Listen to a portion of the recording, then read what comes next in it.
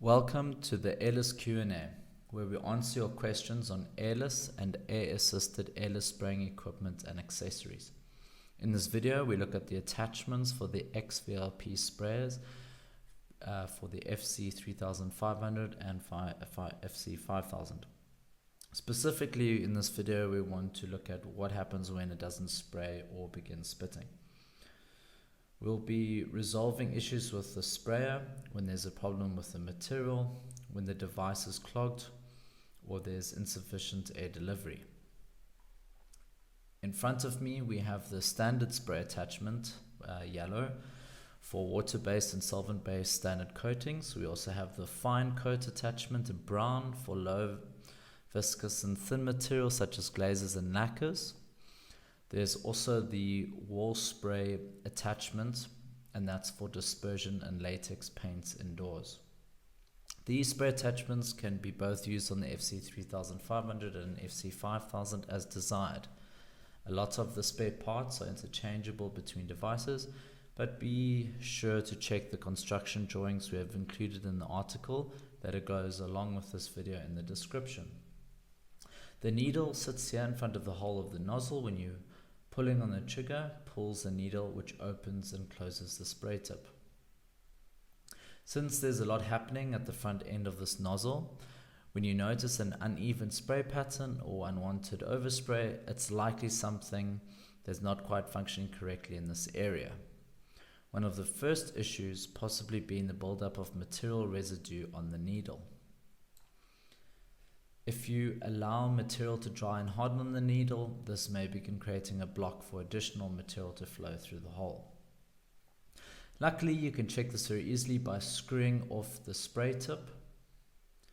First, the ring comes off. This is the yellow front end of the nozzle.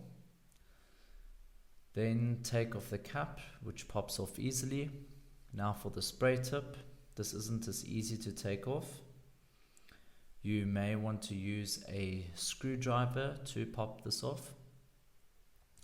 With the spray tip off, you can inspect it properly, clean if necessary, and take a look to see if the needle's moving out when you're pulling the trigger. The hole is where the needle goes into to close or open the hole. And if there's material stuck on the needle, this can also cause disturbances or prevent the sprayer from not working at all. With the spray tip off and the needle exposed, check everything inside and out. If needed, clean or replace the spray tip. The same for the needle, make sure that there's no material on there, clean and replace if needed.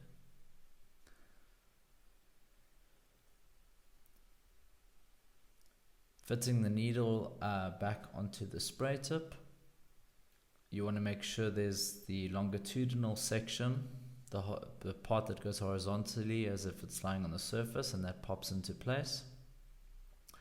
There's a slightly longer section at the bottom and a slightly shorter section at the top, so just check those grooves. The next is the cap. It also has grooves, so you just got to make sure that that lines up to the spray tip grooves, and it pops back on.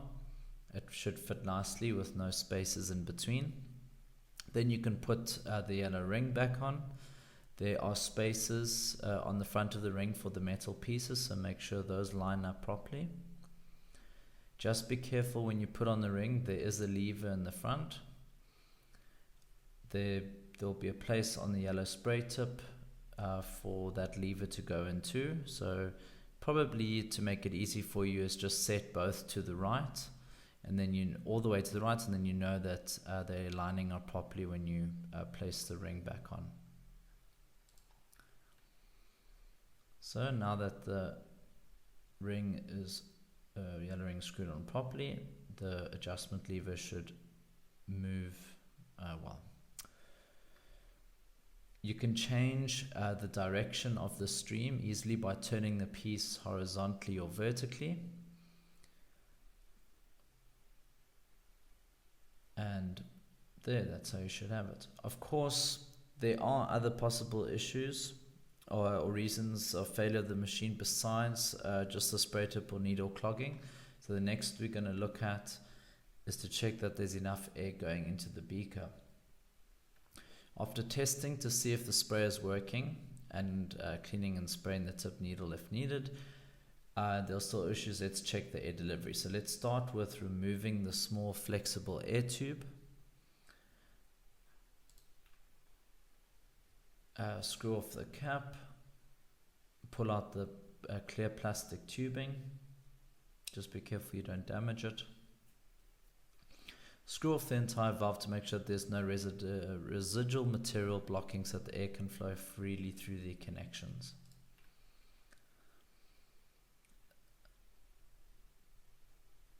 Now let us check the valve. That's the blue rubber membrane. Be careful, it's very small and likes to vanish, so when you're cleaning it, do look after it.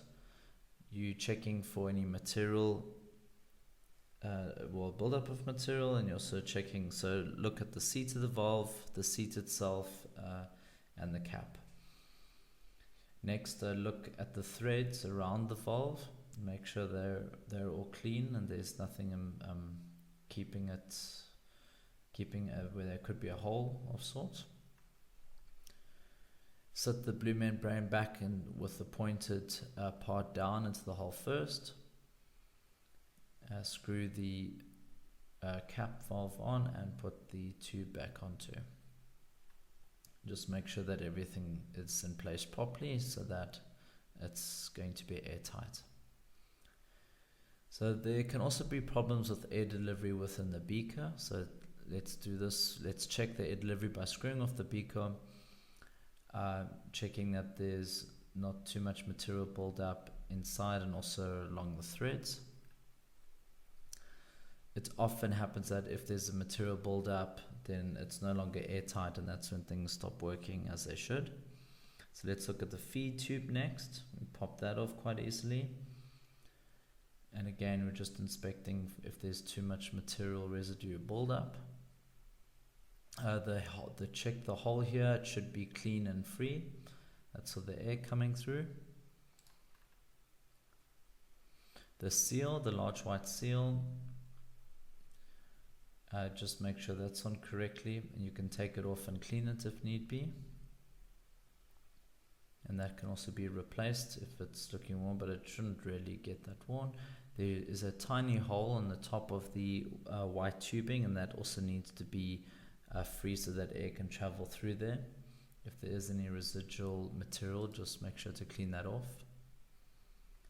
Once everything is clean, inspected, and replaced if needed, pop the seal back on, pop the feed tube and seal back into the lid, connecting it properly, sealing the seal in the right position, and back onto the beaker, screwing the beaker on. Those are the most important points. Those are the most common areas where there's an issue, where there's clogging. Usually when there's residual materials that are stuck on parts that are causing to not have an airtight seal. Since you know these, you should be able to solve most of the issues pretty quickly while on the job site, which just often involves cleaning a certain part of the spray and putting it back together properly. If you've encountered any more issues that you weren't able to resolve using these procedures, let us know by making a comment below. We do have an article that has an overview of all the parts that you need for replacement. So do check that out because that will help you. And of course, if you have any more questions, leave them in the comment below. Thank you very much.